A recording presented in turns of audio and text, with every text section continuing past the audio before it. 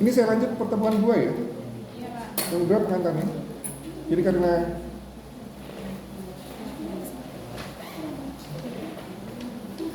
saya mulai saja untuk pertemuan 2. Assalamualaikum warahmatullahi wabarakatuh. Setelah saya jelaskan sedikit untuk kontrak kuliah, mungkin ada yang protes kontrak kuliahnya. Ada yang protes. Sepakat deh untuk penilaian ya. Kalau sudah nilai B, sudah cukup sebetulnya. Jangan minta, Pak, saya mau perbaikan lagi supaya dapat B+, itu sudah cukup B. Usahakan untuk mata kuliah universitas, itu nilainya B ya.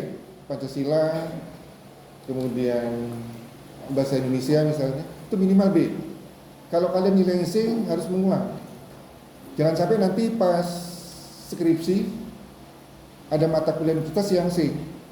Nah itu kalian harus mengulang lagi menggunakan semester antara. Kemarin banyak yang terjaring kakak kelas, jadi seharusnya DPA-nya juga waktu kalian bimbingan dengan dosen DPA kan ada KHS, nah DPA-nya harus memperhatikan. Jadi kalau ada mata kuliah C, universitas harus ngulang. Kalau mata kuliah prodi C sudah lulus, ya mata kuliah kita ini C sudah lulus. Tapi usahakan nilainya minimal B. Kalau C itu kan tidak enak dilihat. Ya.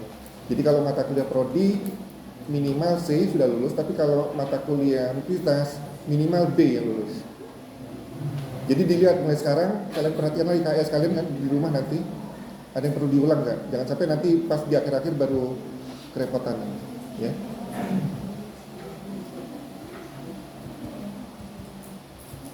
Jadi saya masuk di ini ya, di untuk pertemuan. Oh iya, untuk penilaian sekarang 91 sudah dapat A ya. Kalau lalu 92 harus dapat A. Peraturannya berubah lagi. Dulu 91 sudah dapat A, berubah jadi 92, sekarang balik lagi.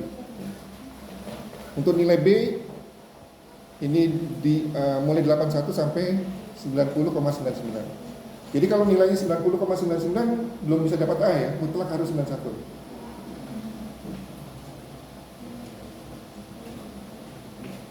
Nilai B plus, sorry ya, 81 sampai 90,99. Nilai B saja di atas 71 sampai 80,99. Yang lainnya nggak saya jelaskan ya, semoga tidak dapat di bawah B dan B ke atas.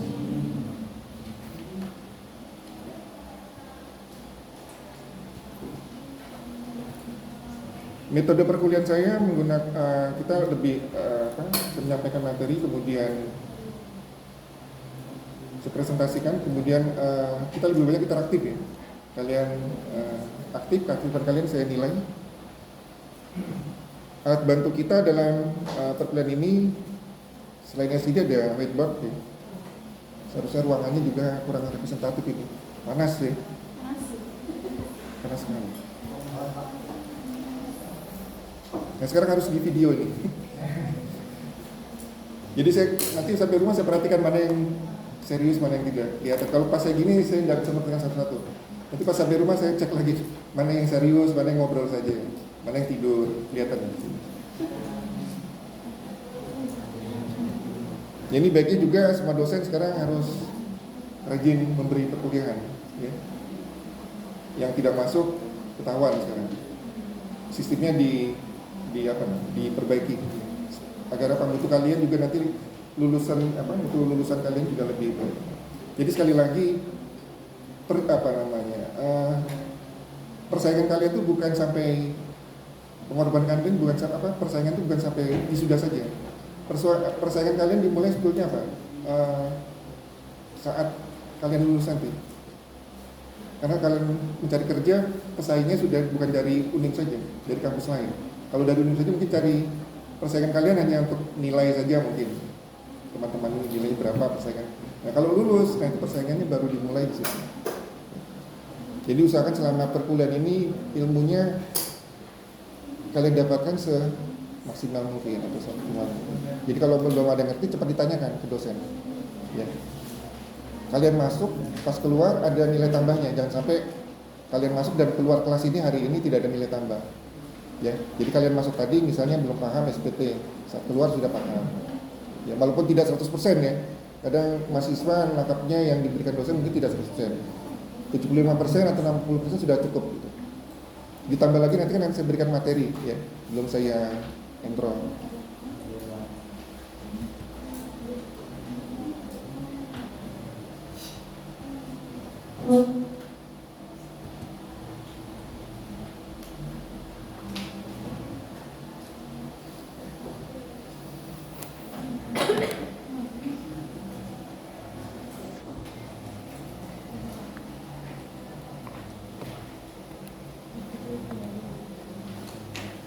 Oke, pengantar saja dulu. Jadi pengertian pajak merupakan kontribusi masyarakat kepada negara yang sifatnya memaksa berdasarkan undang-undang dengan tidak mendapatkan imbalan secara langsung dan digunakan untuk keperluan negara bagi sebesar-besarnya kemakmuran rakyat. Ya. Ini materi ini sebelumnya sudah saya berikan di perpajakan. Jadi pajak ini sifatnya memaksa ya, kontribusi kita ke negara yang sifatnya memaksa, yang sudah memenuhi syarat subjektif dan objektif ya. Sudah memenuhi syarat itu berarti harus statusnya sebagai wajib pajak, berarti harus memenuhi kewajiban dan hak ya sebagai wajib pajak. Nah, imbalannya secara tidak langsung karena saat kalian membayar pajak atau perusahaan impor PPN dan sebagainya tidak ada imbalan secara langsung dari negara, tapi digunakan untuk sebesar-besar kemakmuran. Contohnya jalan ya, untuk kesehatan, untuk pendidikan dan sebagainya. Imbalannya secara tidak langsung. Jadi di APBN sendiri pajak ini mendapat presentasinya cukup besar, 85% APBN berasal dari pajak. Jadi betapa pentingnya pajak. Untuk sistem pemungutan sendiri, masih ingat di Indonesia ada berapa sistem pemungutan pajak di Indonesia? Ya, saya apa? Siapa apa? Absennya sudah? Self assessment apa lagi? Official assessment dan withholding. Kalau self assessment artinya apa? Yang menghitung siapa? Ya wajib pajak sendiri. Ya, dia menghitung, membayar dan melaporkan. Oleh karena itu nanti dalam melaporkan SPT-nya harus benar, lengkap ya, dan sebagainya. Ya. Untuk official yang menghitung pajak siapa? Fiskus. Contohnya apa? Kalau self assessment, PPH, apalagi PPN. Kalau ini official assessment, contohnya apa? PBB. Jadi PBB menghitung fiskus. Wajib pajak tinggal diberi surat tagihan untuk membayar saja PBB. Kalau di rumah kalian, orang tua kalian dapat surat tagih PBB itu yang menghitung fiskus. Tapi kalau PPH kita menghitung sendiri. Ya. Untuk withholding contohnya apa? Yang menghitung pajak di withholding siapa? Pihak ketiga. Contohnya PW pasal berapa? 21. Siapa yang jawab tadi? Ding. Ya, PP pasal 21. Ya. Saya karena sudah hafal nanti tinggal saya centang saja nama. Kalau kelas lain ada yang baru masuk saya belum hafal, jadi saya langsung ambil absen. PPh 21 yang menghitung siapa? Atau PPh 23? Pemotong, ya, pemotong pajaknya. Kalau PPh 21 berarti perusahaan yang memotong. Ya. Jadi bukan wajib pajak yang menghitung pemotongnya, bukan fiskus juga yang memotong. Itu contohnya tapi holding PPh 21 23.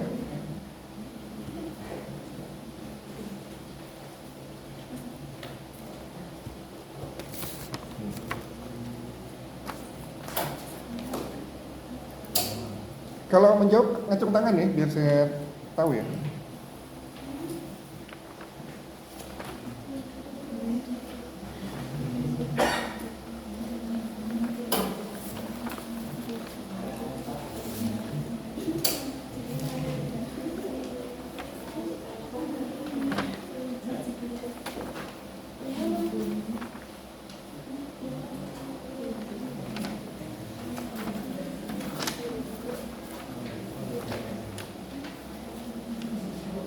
Keuangan sekarang tinggal 7 orang ya? 9? Oh gitu.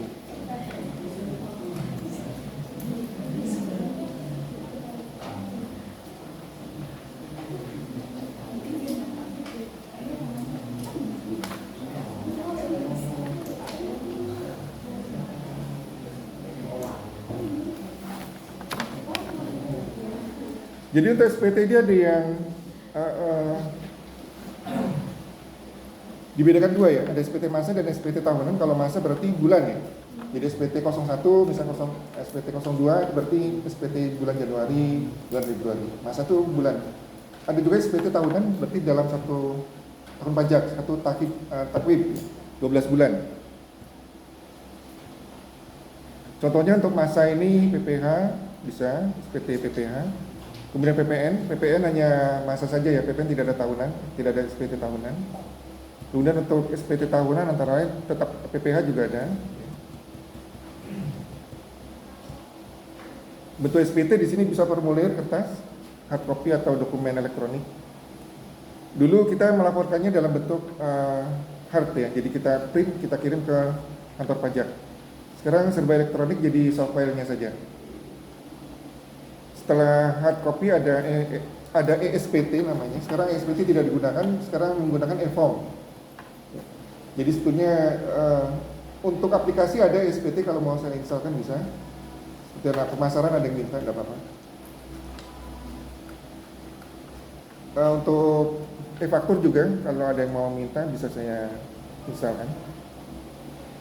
Jadi sekarang sudah serba elektronik. Pembayaran juga menggunakan billing. Jadi kita ada kode billing dulu, baru kita bayar. Kita minta kode billing dulu. Jadi semuanya bisa kita bayar melalui, tidak harus ke bank. Ya. Jadi untuk pembayaran pajak kita lakukan di mana? Untuk pembayaran bisa melalui kantor pos atau bank persepsi. Ya, misalnya di Mandiri. Tapi tidak harus kita ke bank mandirinya, dari sini saja kita bisa membayar. Ya. Ada e-banking ya, kita gunakan e-billing, e-banking dan sebagainya. Untuk penyampaian SPT masa ini paling lambat tanggal 20 setelah akhir masa. Jadi kalau SPT masa 01, masa Januari, berarti kita laporkan terakhir tanggal 20 Februari. Ya. Kalau lewat ada dendanya. Kalau PPN ini khusus PPN disampaikan paling lama akhir bulan berikutnya setelah berakhir masa pajak. Jadi kalau PPN masa Januari ke masa 01 kita laporkan terakhir di 28 Februari atau 29 Februari. Untuk tahunan OP paling lama 3 bulan, paling lama ya 3 bulan setelah akhir tahun pajak. Jadi kalau OP kita laporkan tahun pajak 2022, terakhir kita laporkan di 31 Maret 2023.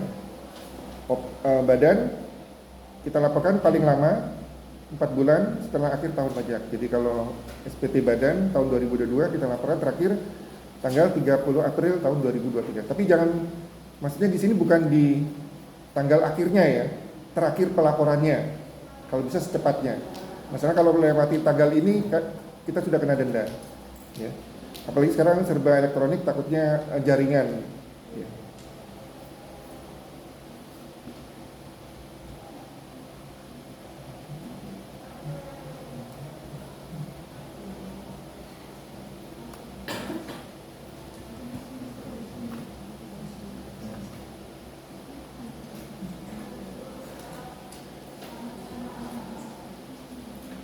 Di sini SPT dianggap tidak disampaikan apabila, jadi telah kita sampaikan tapi dianggap tidak disampaikan oleh Fiskus apabila SPT tidak ditandatangani. Sekarang tanda tangannya sudah elektronik ya, bukan tanda tangan basah lagi. Jadi ini tidak terlalu berisiko ya. Yang kedua, SPT tidak sepenuhnya dilampir keterangan atau dokumen yang disyaratkan. Misalnya untuk laporan keuangan yang harus disertakan. Jadi kalau tidak tidak disertakan berarti dianggap tidak menyampaikan. Tidak menyampaikan berarti kalau lewat batas waktu kena denda juga. Dan seterusnya bisa dibaca sendiri.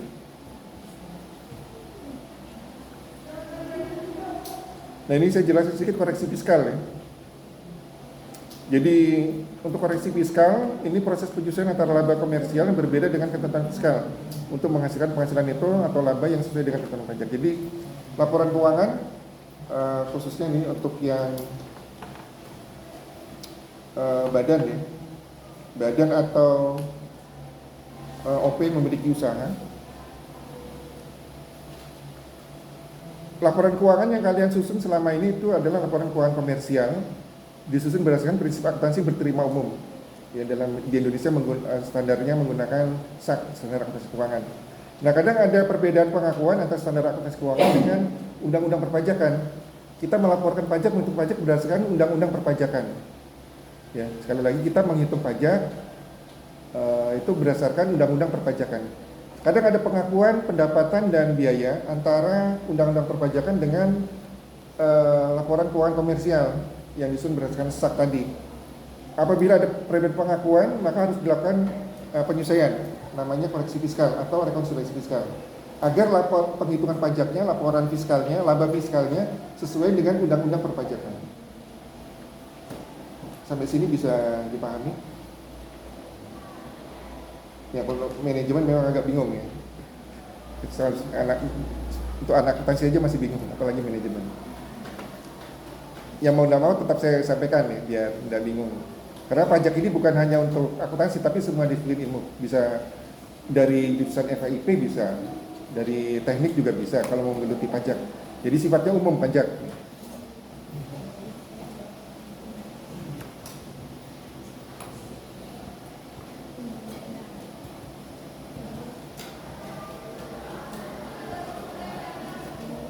Jadi tadi untuk laporan rekonsiliasi fiskal dilakukan saat kapan?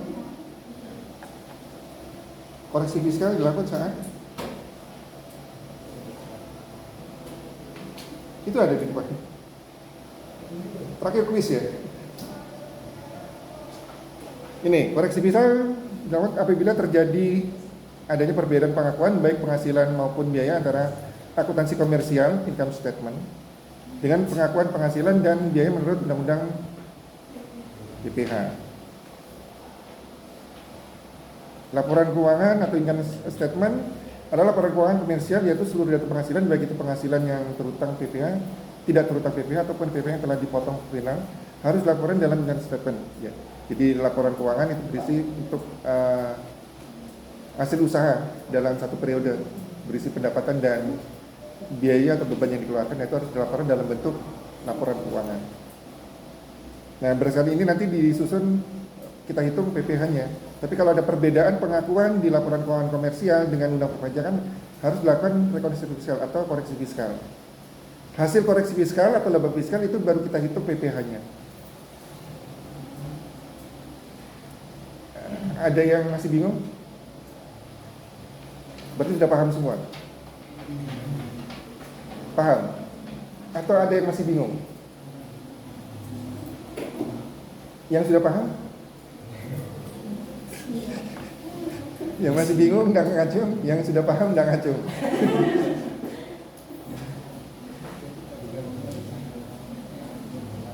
Ya nanti tadi kan ada koreksi fiskal di pertemuan setelah UTS ya, saya jelaskan.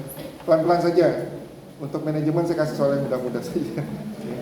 Yang penting kalian menangkap ya. Saya kasih soal yang susah, kalau kalian tidak menangkap percuma juga. Jadi nanti dikembangkan sendiri setelah perkuliahan selesai. Kalau waktunya tidak cukup saya jelaskan, dikembangkan sendiri ya. Kalau kalian ingin memperdalam, ada bisa kursus brevet pajak. Itu semua disiplin ilmu ya. Jadi anak bahasa mau ikut bisa. Karena peluang untuk menjadi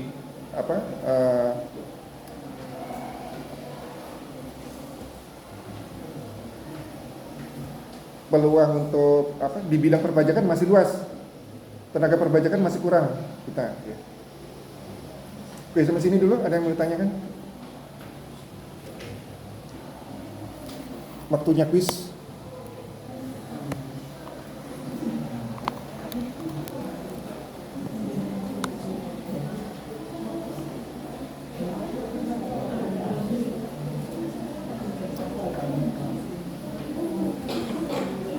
Nanti dikerjakan ya, setelah saya enroll nanti.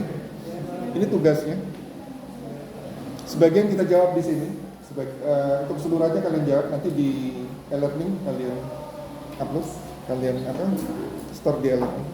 Selain nomor 1, 2, nomor 3 sampai 7, silakan yang menjawab bisa ngacung. Apa yang dimaksud dengan surat pemberitahuan? Tadi di depan.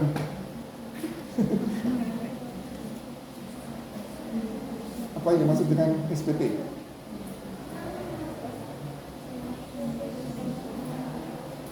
Surat pemberitahuan adalah Di depan tadi, nggak dilihat. Oke, lepas ya, lepas ya.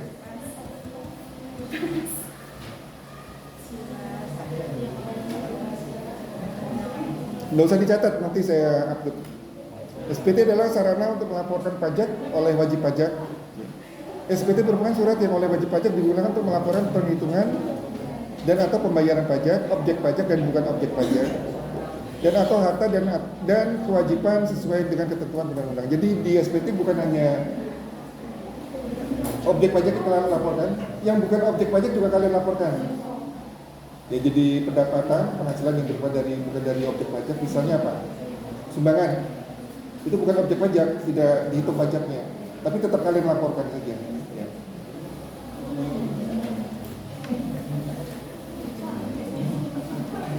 Quiz nomor 2. Apa fungsi surat pemberitahuan?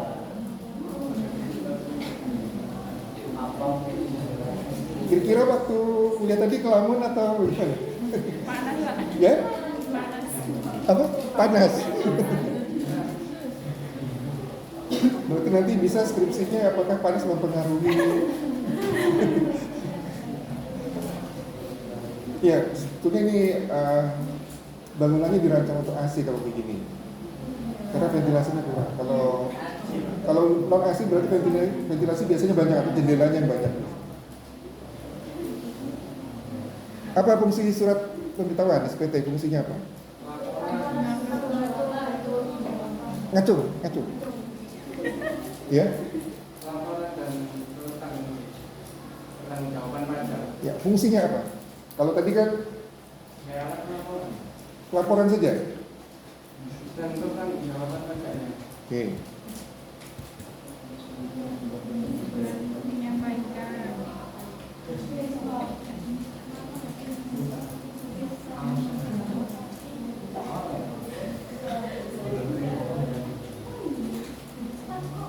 Jadi fungsinya ya.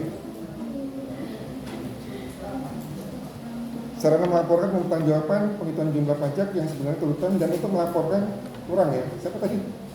Siapa? Koirun.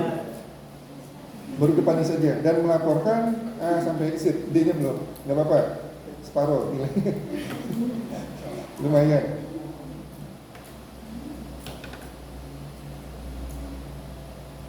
Kemudian nomor 3. Siapa Koirun ya?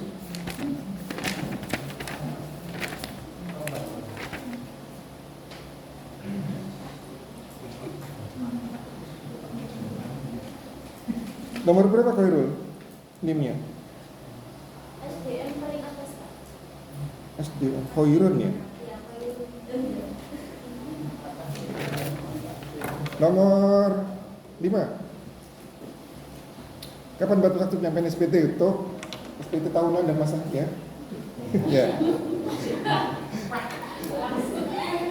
Saya lihat yang paling tinggi dulu tangannya. Ya ada beberapa ya, tapi siapa namanya? Nomor berapa? SDM. Apa SDM? Nomor berapa NIM-nya? NIM nomor berapa? 5210. Enggak, terakhir saja. 11. Zawa Berliana ya. Oke, ya. Untuk mana tadi? Kapan batas waktu penyampaian? Untuk OP. SPT untuk OP kapan batas waktu penyampaiannya? Tadi pertanyaan apa? Ini? Orang pribadi. Iya, OP. Untuk SPT tahunan PPH wajib pajak orang pribadi paling lama 3 bulan setelah akhir tahun pajak. Untuk badannya? Paling lama 4 bulan setelah akhir tahun pajak.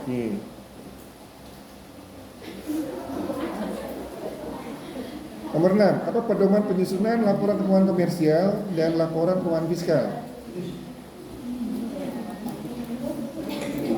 Yang dari keuangan nih. Dian, apa? Laporan keuangan yang kamu susun ini berdasarkan apa? Apa sembarang aja kamu nyusun laporan keuangan itu dari panduannya? Panduannya apa? Iya. Kalau laporan keuangan komersial itu mengacu pada sistem perpajakan. Laporan keuangan komersial mengacu pada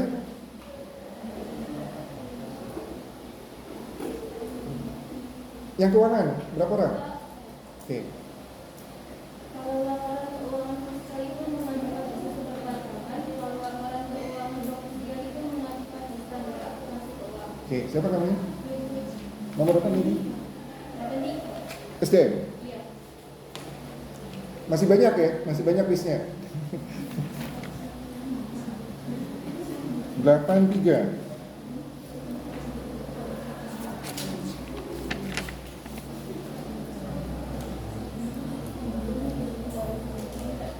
Nur Puji. Tadi terbalik, siapa namanya? Kalau komersial bukan ke peraturan, bukan undang pajak. Kalau komersial berdasarkan kesepakatan secara umum dalam di sini di Indonesia adalah SAK, standar akuntansi keuangan. Ya, kalau laporan keuangan fiskal acuannya ke undang-undang perpajakan. Ya.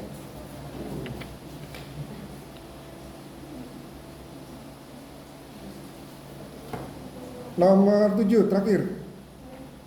Oke, ya. Saat kapan harus dilakukan koreksi fiskal? Apabila laporan tidak sesuai dengan format yang menjadi standar pajak. Mengapa? Karena perbedaan pengakuan dari penghasilan maupun biaya antara akuntansi komersial dengan pengakuan biaya milik BPH. Ya. Jadi kita lakukan koreksi fiskal apabila terjadi perbedaan pengakuan antara undang-undang perpajakan dengan standar laporan keuangan komersialnya. Siapa namanya? Nomor berapa? NIM-nya? 74. Keuangan atau SDM? SDN.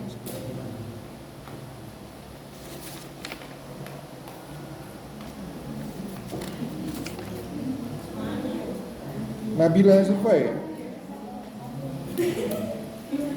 Muhammad Rafi mana dengan Zulul Fikri? Tidak pernah masuk. Izin Pak. Izin.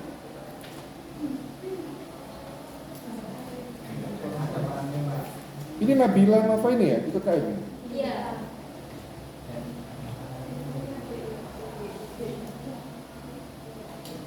Di mana Nabila ini? Oh, di Gede.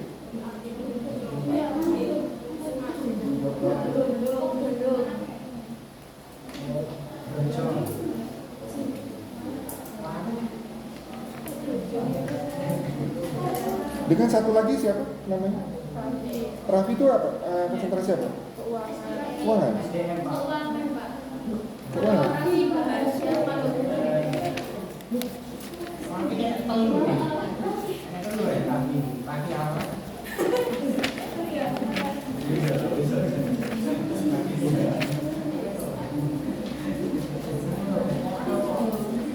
Kok nggak ada Raffi di keuangan? Raffi. Raffi. Iya. Itu belum entry. Oh, belum entry. Itu yang UKM dia.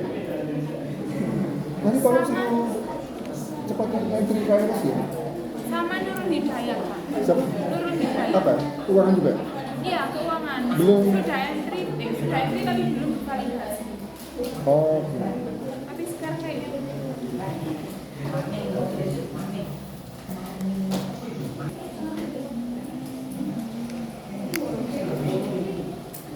oke, sampai sini dulu. Ada yang ditanyakan?